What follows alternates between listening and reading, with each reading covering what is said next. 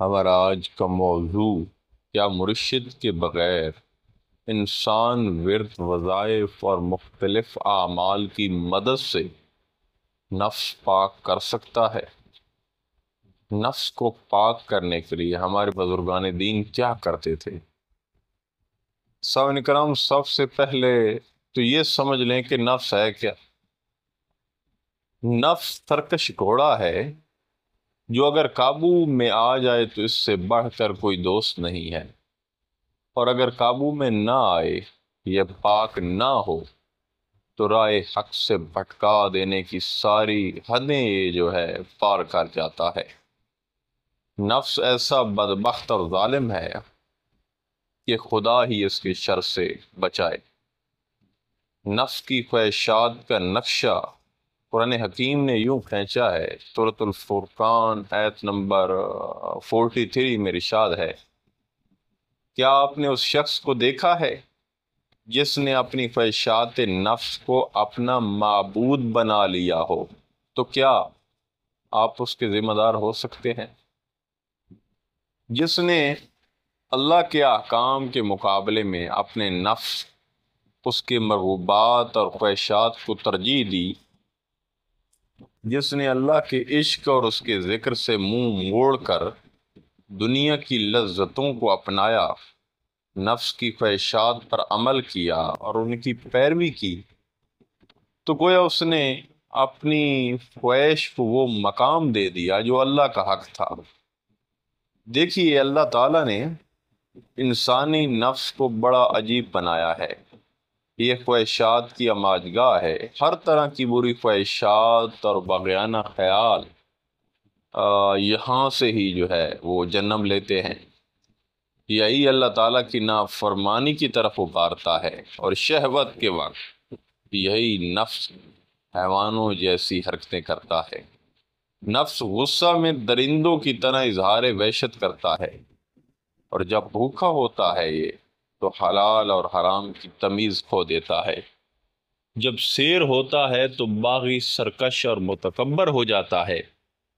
نفس مصیبت کے وقت بے صبروں کی طرح آہوزاری کرتا ہے۔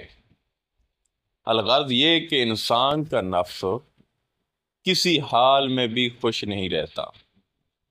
اس کو پاک کرنے سے ہی جو ہے وہ انسان کو وصال الہی کی منزل جو ہے وہ حاصل ہوتی ہے۔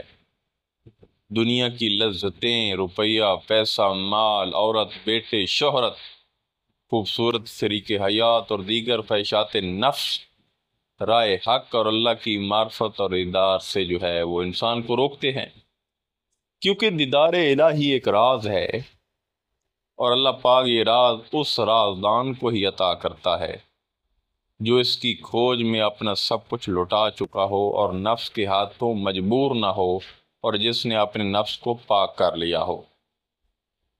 وہ طالب اس نفس کو خواہشات سے پاک کرنے کے بعد جو ہے براق کی مثل اسے اپنی سواری بنا کر آگے بڑھ جاتا ہے، اور روحانی تیر و سیر کرتا ہے، اللہ کے دیدار سے مشرف ہوتا ہے۔ کیونکہ یاد رہے کہ بندے اور خدا کے درمیان کوئی پہاڑ یا دریا یا سمندر آگے نہیں ہے جو بندے کو روک لے۔ اگر کوئی اس کے سامنے پردہ ہے تو صرف یہی نفس کا ہے۔ اب کچھ لوگ نفس کو بڑے ہلکے میں لے لیتے ہیں، حتیٰ کہ یہ چیز ہلکی نہیں ہے۔ دنیا کا اصول ہے کہ جو مریض ہوتا ہے، جو بیمار ہو، وہ اپنا علاج خود نہیں کرتا، بلکہ کسی خود سے اچھے جاننے والے یا کسی اچھے حکیم، طبیب یا ڈاکٹر کے پاس جاتا ہے جو اس کا علاج کرتا ہے۔ لیکن جب باری جو ہے وہ نفس کی آتی ہے تو پھر کیا ہوتا ہے؟ یا انسان کے اندر کوئی روحانی مرض بیدار ہوتی ہے تو بعض لوگ یہ کہہ دیتے ہیں کہ بندہ خود ہی اعمال سے جو ہے نفس کو پاک کر سکتا ہے اور یہ بیماریاں ختم کر سکتا ہے۔ دیکھیے، جن اعمال اور عبادت پر آپ بڑا ناز کر رہے ہیں، اس کے متعلق حضرت سخی سلطان محمد باؤ رضی اللہ تعالیٰ عنہ فرماتے ہیں کہ جان لے کہ صاحب راز مرشد کی نگرانی کے بغیر اگر کوئی ریاضت و تقوی، نفلی صوم و صلات اور چلہ کشی اور خلوت میں مشغول رہتا ہے تو اس کی یہ ساری محنت محض ہوائے نفس کی تسکین کی خاطر ہوگی، اور اس کی خلوت نشینی وسوسوں اور ریا سے آلودہ رہے گی، کیونکہ اس کی عبادت کی بنیاد ہی کوئی نہیں۔ مطلب کہ مرشد کے بغیر جو آپ عبادت کرتے ہیں تو اس سے مزید آپ کا جو نفس ہے وہ موٹا ہوتا ہے، اس میں گند پھیلتا ہے، اور طالب کو جو ہے وہ نفس وسوسوں میں مبتلا رکھتا ہے۔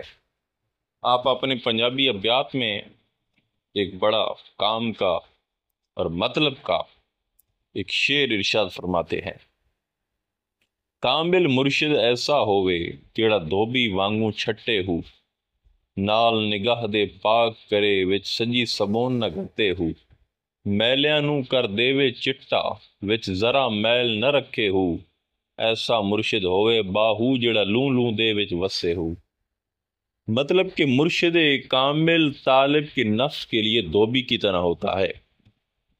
جس طرح دھوبی کپڑوں میں میل نہیں چھوڑتا اور میل کپڑوں کو صاف کر دیتا ہے، تو اسی طرح مرشد کامل اکمل طالب کو ورد، وظائف، چلہ کشی اور رنج و ریاضت کی مشقت میں مبتلا کیے بغیر اسے اس میں لذات کی راہ دکھا کر اور اپنی نگاہ کامل سے جو ہے اس کا نفس پاک کر دیتا ہے، اور پھر پاک کر کے اس کے اندر سے قلبی اور جو روحانی امراض ہوتی ہیں ان کا خاتمہ کرتا ہے، اسے خواہشات دنیا و نفس سے نجات دلا کر اور غیر اللہ کی محبت اس کے دل سے نکال کر صرف اللہ تعالیٰ کی محبت اور عشق میں غرق کر دیتا ہے۔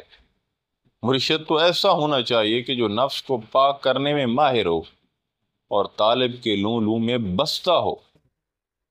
اور ایسا مرشد کیوں ہونا چاہیے؟ کیونکہ ایسے مرشد کے پاس اس میں ذات کی پاور ہوتی ہے، جیسا کہ آپ فرماتے ہیں کہ جو شخص یہ چاہتا ہو کہ اس کا نفس پاک ہو کے اس کا تابع رہے تو اگرچہ وہ طرح طرح کے کھانے کھائے اور اطلس کے شاہانہ لباس پہنے، حوادت دنیا سے وہ امن پالے، معصیت شیطان سے نجات پائے، اور خرناس اور خرطوم، وسوسہ، خطرات نابود یہ سب خکستر ہو جائیں، تو پھر طالب کو چاہیے کہ مرشد کامل کی مہربانی سے اس سے تصور اس میں لذات حاصل کرے اور اس کی مشق کرے اور اسے دل پر نقش کرے۔